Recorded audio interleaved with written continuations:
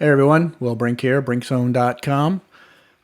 First video of 2025, so Happy New Year and all that. Quick topic I wanted to cover that it's something I have stressed many times, I think in various videos and just when I'm, doing seminars and talking to people or whatever, that people have a lot of difficulty with. It's not a complex topic. It's just a topic that people have great difficulty applying and using. And to that end, I also mean people that have the scientific and the medical background to know better also seem to have a lot of difficulty applying this, and it's a primary reason that people are confused. One of the major reasons that people out there are get such conflicting information from influencers, I guess, out there where they'll see an article or a video, whatever, about an influencer recommending something, saying it's the greatest thing since sliced bread, and cures all that ails you and all that, and then they'll see something from another person, medical doctor, influencer, or whatever, saying the dead opposite. It's the worst thing ever. Don't touch it. It'll kill you, blah, blah, blah. And so they they get confused for obvious reasons. They throw up their hands and, disgust and say, well, you guys can't make up your mind.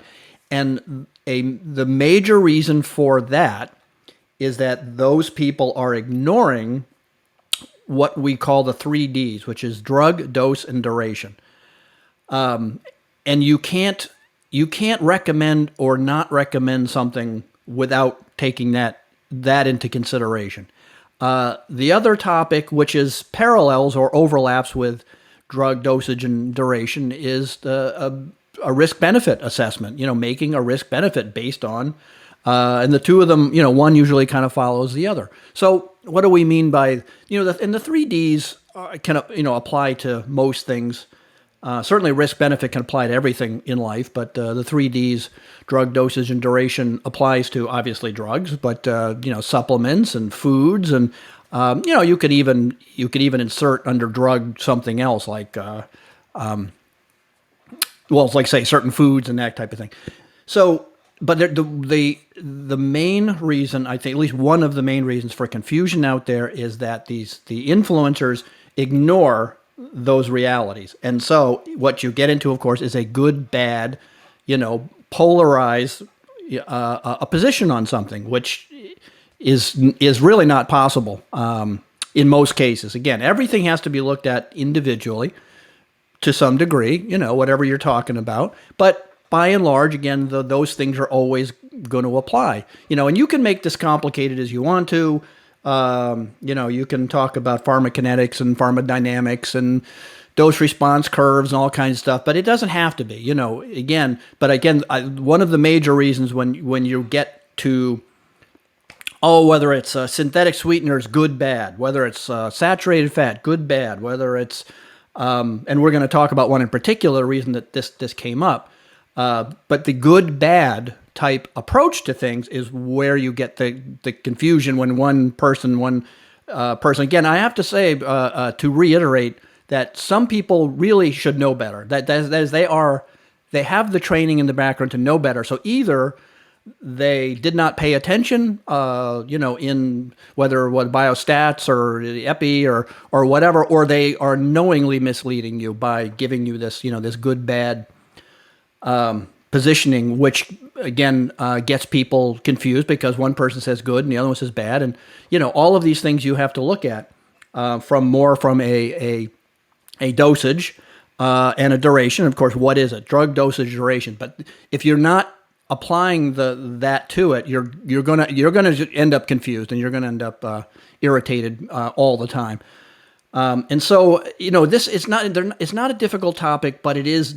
People find it difficult to apply this topic because it takes some critical thinking, it takes some nuance, and sort of just instead of just sort of that good, bad type thinking. Now, so why am I bringing this up as a standalone topic?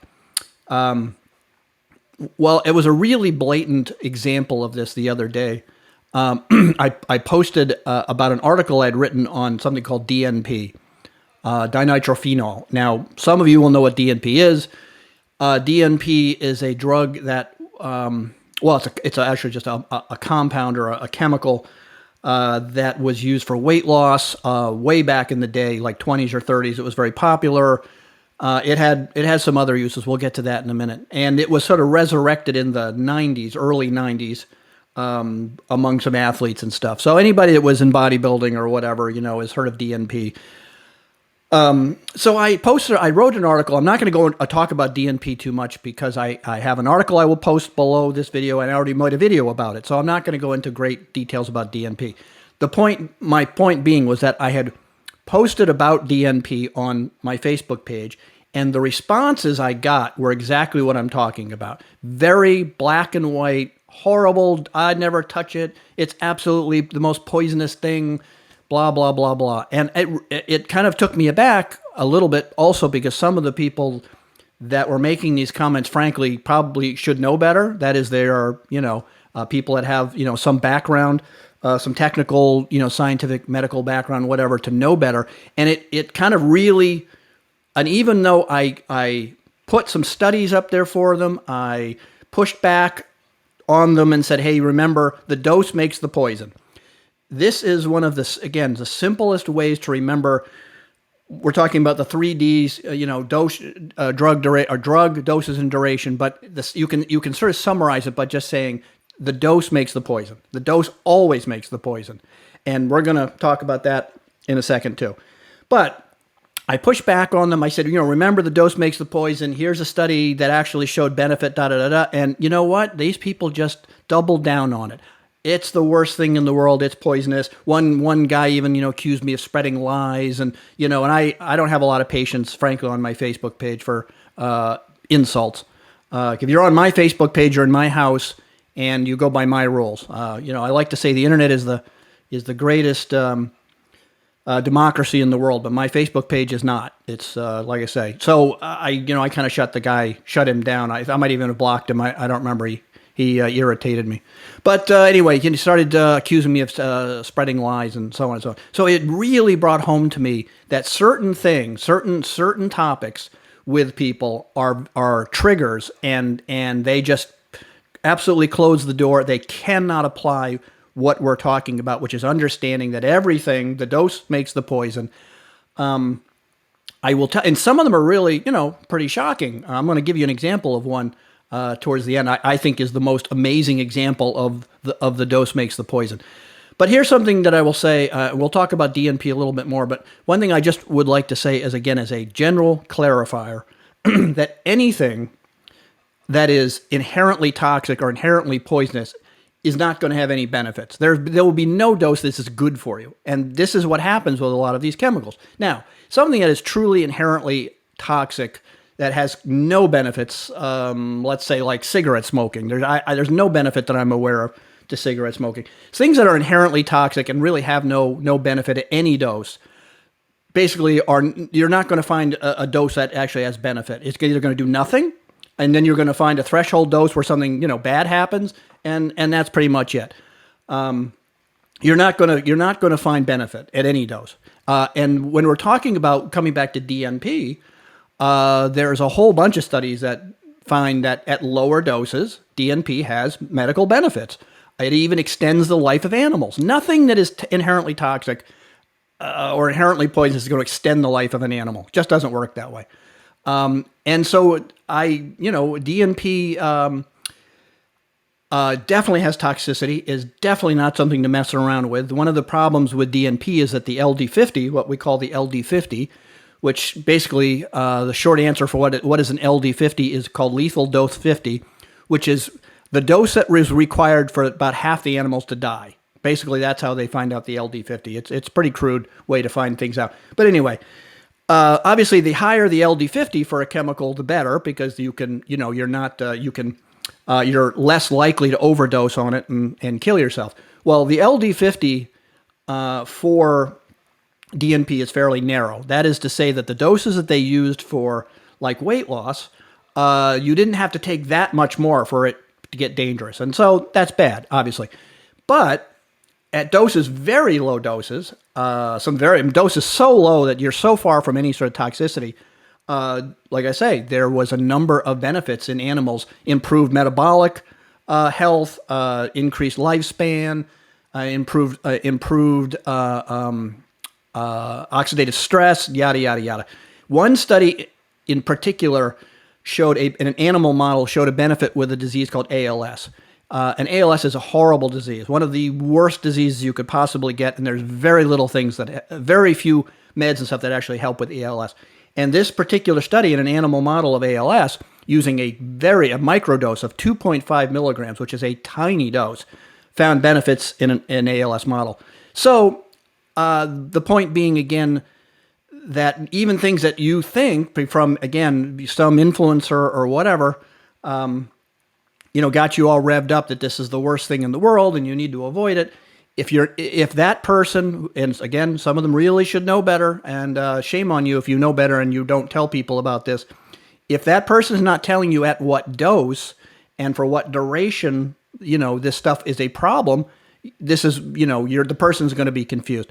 Again, I think synthetic sweeteners are a classic example of that, because one of the studies that found a negative, for example, that caused a harm in rats or mice with a synthetic synthetic sweetener, it was the equivalent of 800 cans a day in human, what we call an HED, which is a human equivalent dose. 800 cans a day was where they found negatives. Again, so if you don't take a little time to look at the dosage and the duration. I mean, how long? Also, you're talking about 800 cans a day for weeks, months. The equivalent of a mouse life, a human life. There's a ton of examples like that go on, but it is something that is just left out and ignored. Fructose is another one. You will see somebody will just say that fructose is the worst thing in the world. That it'll kill you, it'll ruin your metabolism, cause fatty liver, and then the next video or next article, whatever, is extolling the virtues of fruit versus fructose, and on it goes. Again, I could go on, like alcohol's another one, of course, and so on and so forth. But again, I was really taken aback by just how extreme the responses were, even when I tried to politely push back on some of these people who were saying, "Oh my God, I can't believe you're mentioning any benefits of DNP," and on it goes.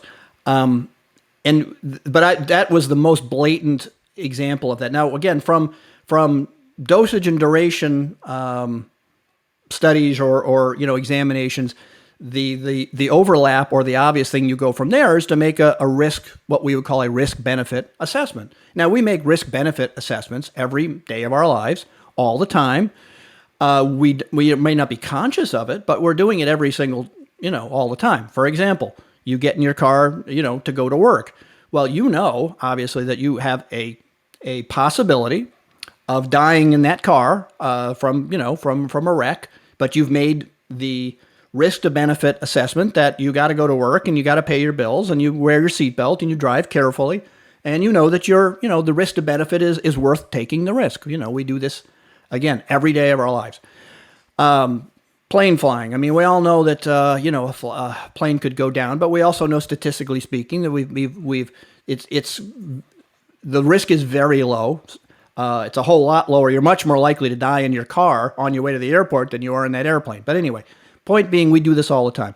Tylenol. Tylenol is I think Tylenol is one of my favorite examples of making this risk to benefit. Tylenol is the number one over-the-counter cause of liver failure and liver transplants and stuff. Tylenol acetaminophen is quite toxic. Now, we all know, by and large, right, that if you take acetaminophen as an anti-inflammatory for pain, you're taking it at recommended doses for a short period of time, you'll be fine. But many people, we aren't talking a lot of people here, thousands, if not more, think that, because it's over the counter and they got it at CVS or whatever, that it's perfectly safe, and they take fairly high doses for long periods of time, and they get themselves into some serious trouble.